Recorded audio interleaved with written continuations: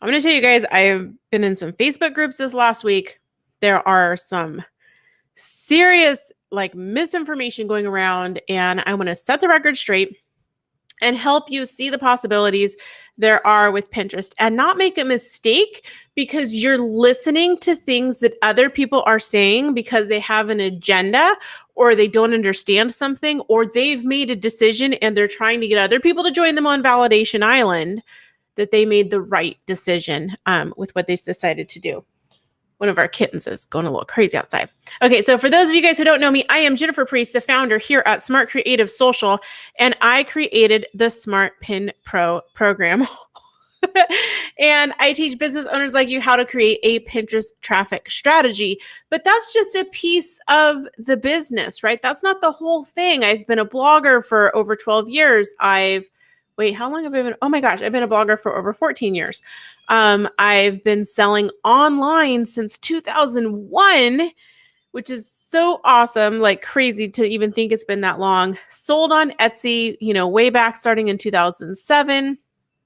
Have taught over, at this point now, 50 classes online, spoken at online conferences, done a lot of different things in the online business world. And I still use Pinterest. I think there is a lot of opportunity on Pinterest in ways that complement and are different from YouTube, Google, etc.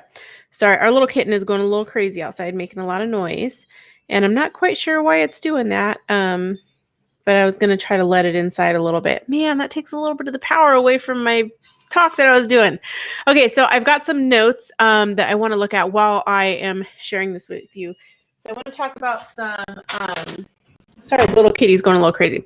I want to talk about what are the Pinterest myths that you might be hearing. So something that happened recently in the last week is that Pinterest suspended a bunch of Pinterest accounts.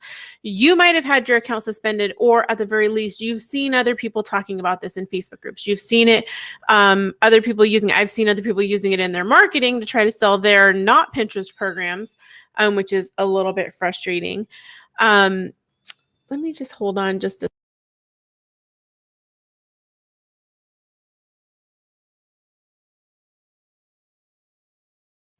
had to tell my son to come get his cat. Okay, so you might have heard about people having their Pinterest accounts suspended, right? And that can be really scary. Pinterest had a glitch, and every platform has things like this happen. Every single one. There have been times where Facebook has been completely down. There are times where Facebook mass deactivated people's ads accounts. There are times where Google did huge algorithm changes and people's sites just dropped totally off the search results completely. All their business dried up. All you have to do is search Google algorithm changes, Facebook algorithm changes, the same with Instagram. Sites are up and down. They change things and people lose their traffic. So I think some people use this as marketing, to create fear, right? So they think, oh, well, Pinterest can yank the traffic away anytime. And so that's evidenced by their glitch last week. So, you should buy my program because I teach XYZ, not Pinterest platform.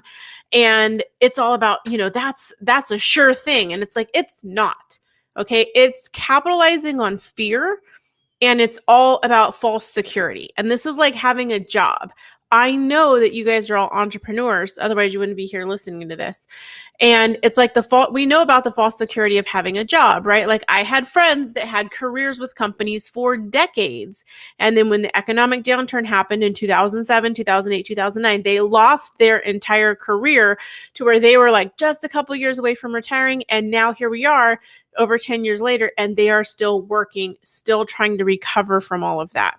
Okay, so it's not a sure thing when you have a job. Just the same with Google's not a sure thing, YouTube's not a sure thing, Pinterest is not a sure thing. Okay, there's nothing where we're okay, we're just going to do this one thing and everything's going to be magic. So I'm not going to tell you oh, if you do all this work on Pinterest, it's going to be a sure thing. It's really good odds, right? Really good odds. If you don't try to do anything at all, right? Whether that's Pinterest, Google, YouTube, whatever, Facebook, you won't have any opportunity to have success there, right? So nothing's like totally risk-free. So don't get sucked into this idea that like, oh, well, because Pinterest had a glitch last week, that means that SEO and Google is risk-free. That means that YouTube is risk-free. That means if I put all my eggs in the Instagram basket, that's risk-free. It's not. They all have risk. And so don't let someone capitalize on fear, like implant fear in you because they saw something happening and then capitalize on that to sell you a program. That's gross. That is gross because that doesn't help you in the long run, right? In the long run, you need to be able to get stuff from people, to get information from people that you can trust, that understand that whatever it is they're teaching is not the only way. It's part of a larger ecosystem of all kinds of things that you're doing, right? Because if you came into my program to learn Pinterest traffic, I would not expect that that's the only thing you're going to do all day, every day. You're going to be working on your Etsy shop, or you're going to be building your Shopify store, or you're going to be working on writing blog content. You're going to be talking to sponsors, and you're going to be creating your products. You're going to be looking for affiliate products, and you're going to be making videos. You're going to be doing all kinds of things that aren't Pinterest things because your business isn't Pinterest. Your business isn't Google. Your business isn't SEO. Your business isn't Facebook. It's not Instagram.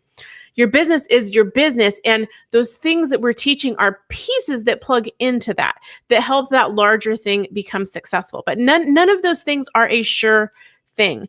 So I love what Gary says. He says he totally agrees. We all have bad days, and Pinterest had their bad day. Like, that's such a good way to put it, Gary, because it shows that like, while like it's humans running it at the end of the day, it's not going to be perfect. Okay. And there's a beauty in that because yes, we can say, oh my gosh, like people lost traffic. Da, da, da. It wasn't even down for like maybe a couple hours that people had their accounts. Like the max I've calculated is like an hour and a half from when someone got their account suspended to when it got reactivated. So it's not like super, super huge, right? There's times where Facebook's been down for a long time, right? And people's businesses still recovered. Gary says he loves my gardening analogy. And I shared this in our free Facebook group. If you guys aren't on there, make sure that you go and join that. You can find it here on Facebook. Just looking for Pinterest traffic strategy. And I'm going to go grab the link for that. I have a short link somewhere, but I can't remember it off the top of my head. But I'm going to grab it for you guys. For anyone, if you're watching this on YouTube as well, I believe this will show... that's an ugly link. That's not pretty. I believe this should show in YouTube in the comments as well. So Gary says he loves a gardening analogy about how I was growing plants in my new garden here in my apartment. And it's like sowing seeds for success in Pinterest. Yeah, so the environment changed, right? I used to have a really big garden. I could grow anything in there. I moved to an apartment. I'm trying to grow stuff on my balcony. And it's just not going the way that I expected because the environment changed, right? Similarly, that happens on Pinterest. So first, the first myth that I wanted to go over, and thanks for sharing that, Gary, is really cool. The first myth I wanted to share was about that this false people capitalizing on fear and a fear of security and trying to sell you their program based on that fear, right? Of like, oh, well, look at what Pinterest did. So you're not safe. So come give me some money. First of all, that's gross. And no one platform is going to be the whole thing for you at all. Like it just isn't. Okay, so that's the first myth I want to dispel. The second one that I'm hearing a lot right now is that Pinterest is pay to play. That people are saying, oh, you're not going to be able to get traffic on Pinterest unless it's pay to play. I thought we put this one to bed, right, a while ago when we talked about the IPO, Pinterest initial public offering, where now they have shareholders, right? They have to show a profit. And the way that Pinterest makes money is through ads. So they sell ads. And that's how they make money. They don't make money from those of us just putting our pins on there organically. They don't make money directly from, somebody comes to your website, they like your idea, they pin it to their personal Pinterest account. Pinterest doesn't necessarily make money from that. But here's the thing, and this is every single platform that's monetized with ads. That's Google, Facebook, Instagram, Twitter, Pinterest, YouTube, LinkedIn. Anything that is monetized with ads always needs good organic content to put between the ads. So as they have more ads, that they need to place, more ad inventory that they need to place in the feed, they're going to need to place more organic stuff between those ads, because nobody wants to come to a platform and have it only be ads, right? That makes no sense. That's a terrible user experience. And we've seen this on Facebook and on Instagram, where people have been like, every third post on Instagram is an ad. What the heck? And then Instagram adjusts it. The same with Pinterest. There will always be a need for high quality organic content between the ads. Does that mean that the only way you should market is organic, or the only way you should market on Pinterest is paid? No. Do both if you want to do both. I specialize in teaching organic because I know what I'm good at. That doesn't mean that just because I'm teaching organic doesn't mean that you can't also do paid on Pinterest, right? But for people to say that it's only pay for play, we went through this with Facebook for like the last 8 years or so. When Facebook got ads, people are like, oh, Facebook's pay to play. It's like, oh, there's still people going viral. Rachel Miller is still teaching in her Moolah program how to use Pinterest organically. I just saw Amanda Robinson talking about organic Pinterest activity on organic Facebook pages. They both teach Facebook. They both teach how to use Facebook organically. If it was only pay for play on Facebook, no one would be teaching organic and no one would be having success with organic. Okay, so the more that there's paid, the more opportunity there is for organic. Now, it's a different game, right? Pay, you can put money on stuff and get in front of people. And if it sucks, it's not going to do very well. Organic is a different activity, but just because a platform is monetized with ads doesn't mean it's pay for play. Just because somebody might not be getting results doesn't mean that it's pay for play. If they are not getting results organically, putting money behind it isn't going to get them more results, right? It's just going to amplify stuff that already doesn't perform. So that is like, what? That doesn't make any sense to do. Okay. And, people want to say, kind of the other side of pay for play is that people want to say, oh, well, Pinterest wants everyone to stay on the site now and not leave and go to your blog or your website, or, they don't want Pinterest with idea pins. Pinterest wants people to stay on Pinterest and not leave and go other places. So Pinterest isn't going to be good for referral traffic. When you look at the stats for Pinterest compared to other social media platforms, Pinterest still sends 10 times more referral traffic off platform than any other site. Like when we're talking social media, like Twitter, I think it's like 0.1% of people, 0.1% of sites referral traffic is from Twitter. Like it's nothing. It's not even a whole percentage point. And a percentage is a decimal, right? It's a fraction. So it's like 1 in 1,000, or it's like 1 in 1,000 people. Yeah, it's just really bad. Just really bad. So Pinterest is still more than that. So yes, they have idea pins. Yes, they want people to stay on the platform. So use idea pins for the things that idea pins are good for achieving, right? And this is something that we go through in our program. I have like kind of this, it's like a sliding scale where I'm like, this is where idea pins fit, and this is where standard pins fit, and this is where video pins fit, because our expectations of what kind of results we can get from them are different. An idea pin, in case you guys aren't yet familiar with them, they used to be called story pins. Idea pins, you can't have a link in it. It should be a fully self-contained idea that lives on Pinterest. And so they consume it on Pinterest. They kind of pan through different panels.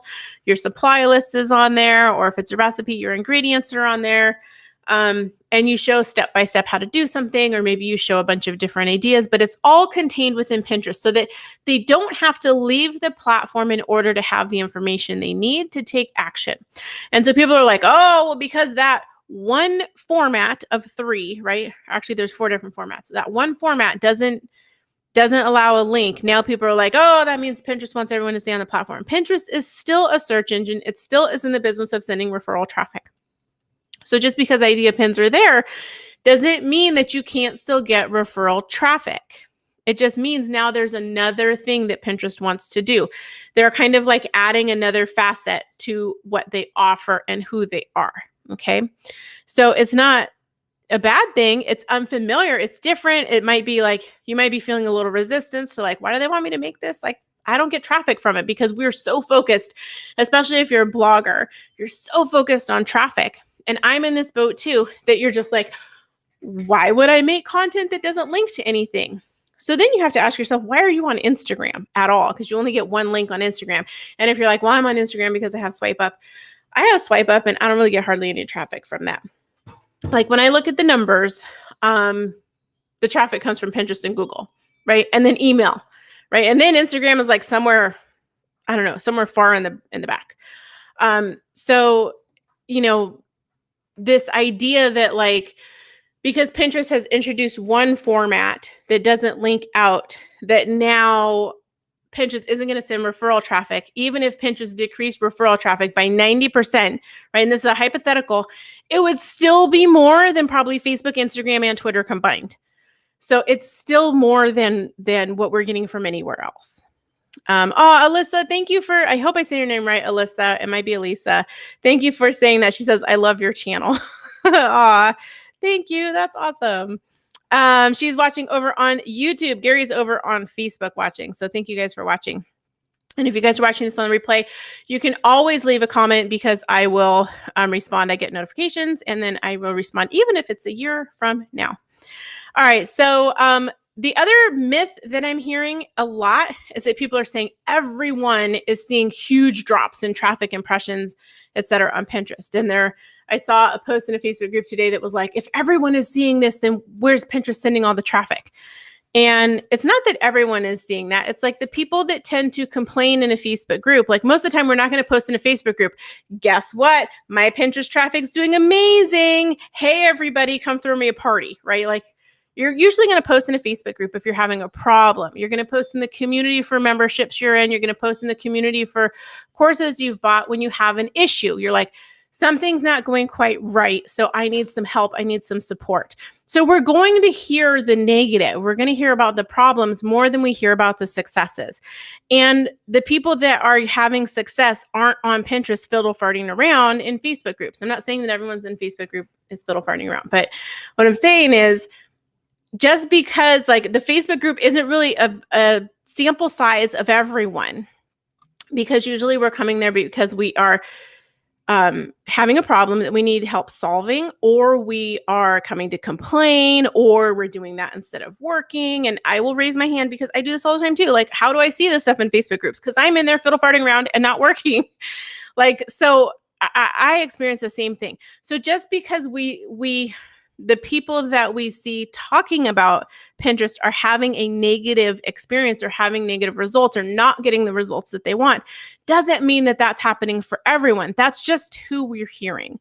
So when we see that in a Facebook group, we have to kind of think, okay, wait, everyone can't necessarily be, it's just the people I'm hearing from that this is happening. So let me tell you like kind of what to do instead, since we talked about these myths, right? We got rid of pay for play.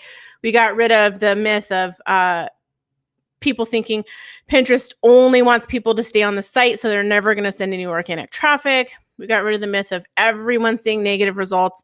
And we got rid of the myth that, oh, Pinterest can yank traffic away at any time and it's unstable and every other platform is super stable. So buy my program over here because I'm capitalizing on the fear that I've just sparked in you about Pinterest. Let's get rid of all of that. Wipe the slate clean.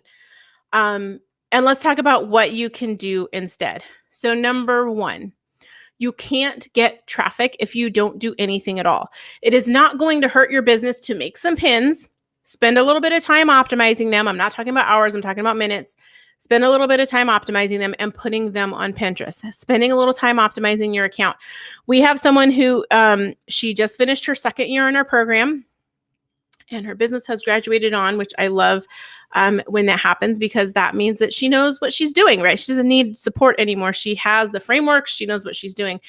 And she had some pins like that she put out a year ago that brought her in $10,000 worth of business from clients, right? She's hustling on Instagram to get people to buy, $1,200, $2,000 packages from her. She's a service provider. On Pinterest, somebody came in and was like, I need at least a $10,000 order from you for your services, right? So like it can lead to big money. She's not pinning every day. She's not having to sit there and massage it and love on it and do all the stuff that you have to do on Instagram. Pinterest is like planting oak trees. And this is what I say inside my program all the time, right? You put the seed in there and it's going to just start working for you. You're not going to get traffic right away, right? Those days are over.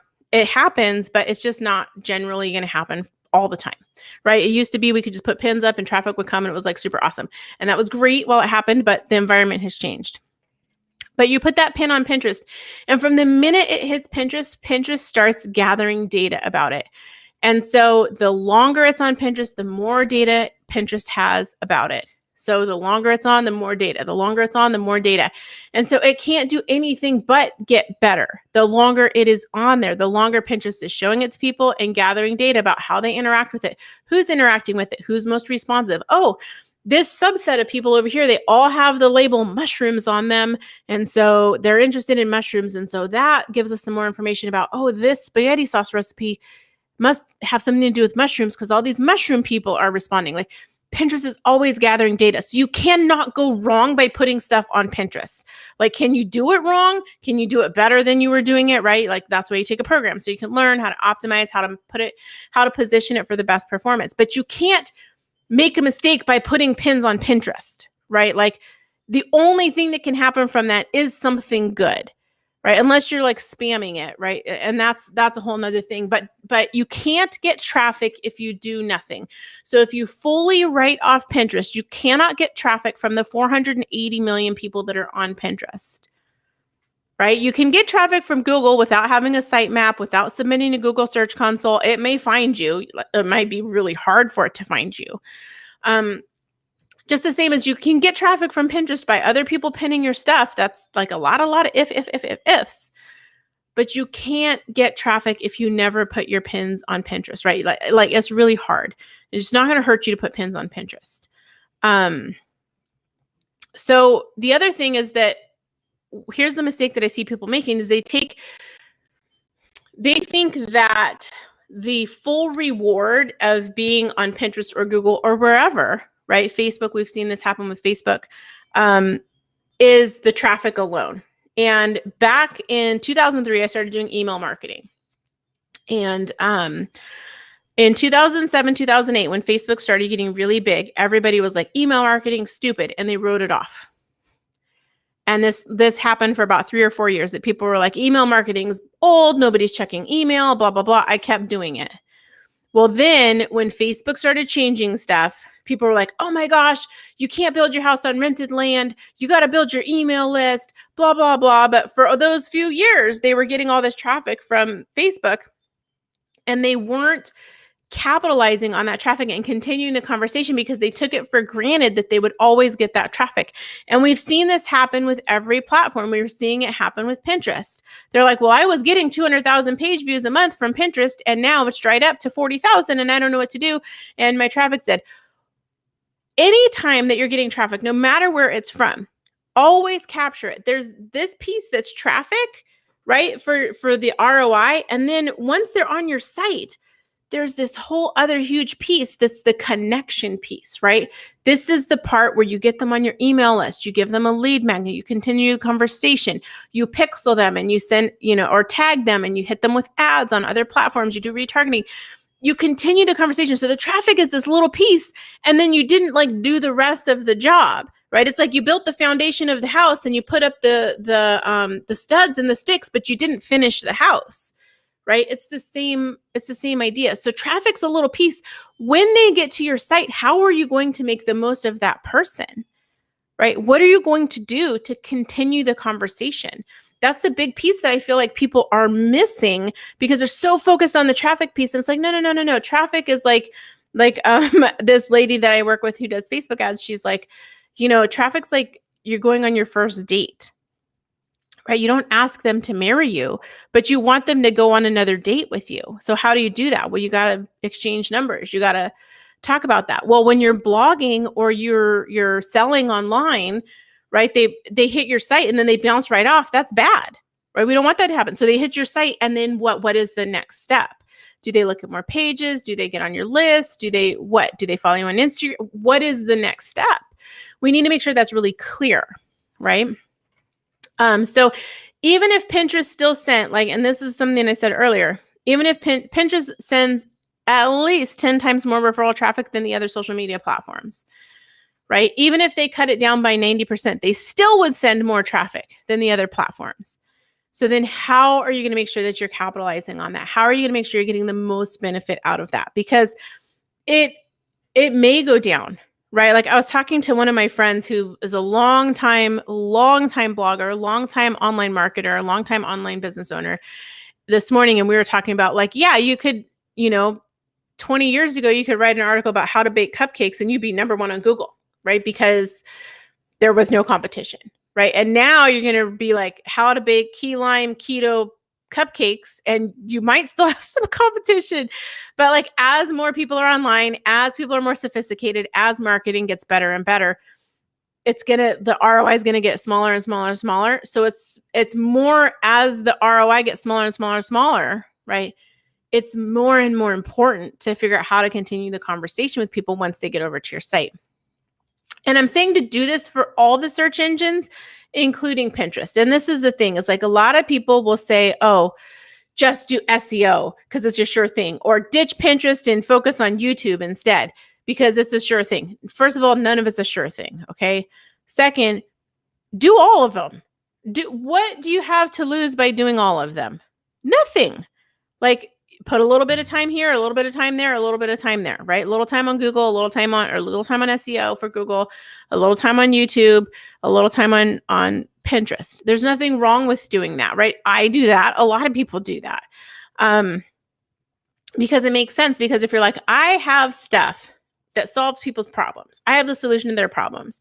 So I need to make sure that my content is found by people who are searching for solutions to their problems. Where do I do that? Well, the easy places to do that is going to be Google, Google, YouTube, and Pinterest, right?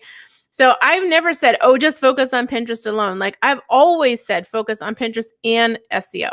Those things go together. What is good for Google is good for Pinterest. What is good for Pinterest is typically good for Google, especially now that Pinterest is kind of like refining things. There were a few things in the olden days that weren't good for Google, but like around alt text. Don't got to worry about that now. Okay. So Pinterest has changed their guidance around that.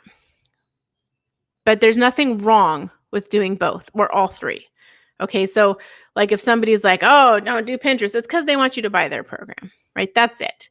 And so like that's capitalizing on your fear. And is that why you want to make a decision? Is because you're scared? Like, come on. Like we don't want to be making decisions because we're afraid.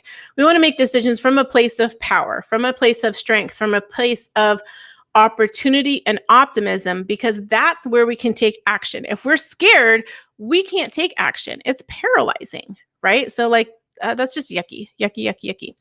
Oh, I love this. So Alyssa says, my tips are so helpful. She just started her Pinterest account a couple of weeks ago because of me. Oh, that's awesome. So this leads me into what I wanted to share about is I want to get rid of some of these myths. Here are some things to focus on instead. Some other ways to look at it, right? You can't get traffic if you don't do anything. Once you have the traffic on your site, how are you continuing the conversation? Because that's where the real ROI is. That's where the long-term benefit is. And even if Pinterest cut down all their traffic, they still send so much more referral traffic than any other social media platform. And Pinterest should be part of your larger search traffic strategy, including Google and or YouTube. Have to do YouTube if you want, but I'd say at least Google SEO would be a good idea. So where do you go from here? If you're brand new to Pinterest, or if you are established, but you're like, I know there are some things I could do to tune up my Pinterest account to make it a more well-oiled machine, I am launching the Foundations Traffic Challenge. It's going to be coming up in the next couple of weeks. And the first people to hear about it are the people on our wait list. So I've dropped the link in the description. Make sure that you check that link out. Go there, get on the wait list. It'll say you're on the wait list for my program, Smart Pin Pro. But those are the first people who are going to hear about the challenge. And you're going to have an opportunity to join in the challenge. You're going to have an opportunity. There's going to be a VIP opportunity. There's a workbook. It's already recorded. We're also going to have some live Q&A sessions. It's going to be super awesome. And it's going to help you take your Pinterest account from 0 to publishing a well-optimized pin in just a couple of days. And you can take that and replicate it in order to get traffic. So we're gonna cover a lot, and I've already tested this. Like, it's not like a brand new challenge. It's a brand new challenge as far as I haven't given it to you yet, but it's based on my Pinterest Essentials Challenge that I've taught for the last, I taught it for like 4 years, and I just redid the entire thing from top to bottom, ran through it with about 56 people just this last month to see what they thought about it, and they are loving it. So I'm like, okay, this is awesome, because I can't wait to share it with you guys. I wanted to make sure it was succinct, clear, easy to follow steps, and it's going to take you from where you are to a better position for that long-term success, right? Because pins that you pin today, they can take off tomorrow, next week, in a couple of years. I have pins that are taking off years later that I'm like, I didn't even do anything with that, but it has to do with the optimization. And so if we start looking at Pinterest as part of this longer term investment, these are the kinds of things we have to do to set up that foundation for traffic. So that's why it's called the Foundations Traffic Challenge. So make sure you get on that list. Sign up for there. You will get an email from me and with the sign up for that challenge. If you are inside of our program and you want to join the challenge, just let me know through our customer service and we can get you all linked up in there. All right. Thank you guys so much for being here. I hope that this was helpful. It hurts me a lot to see these myths and to see the angst and frustration and confusion that comes from these myths being shared and perpetuated in the Facebook groups, in emails and wherever. And at the end of the day, we all just want to have success in our business, right? Like, that's all we want. Let's try to do that without like all the scary stuff, right? Because like, we don't need to make it any harder for real. All right. So I hope that this gave you some more of an optimistic viewpoint of how to look at Pinterest and how it fits in, how it can fit into your business. And I hope to see you in the challenge. And I'll see you here on our Facebook page.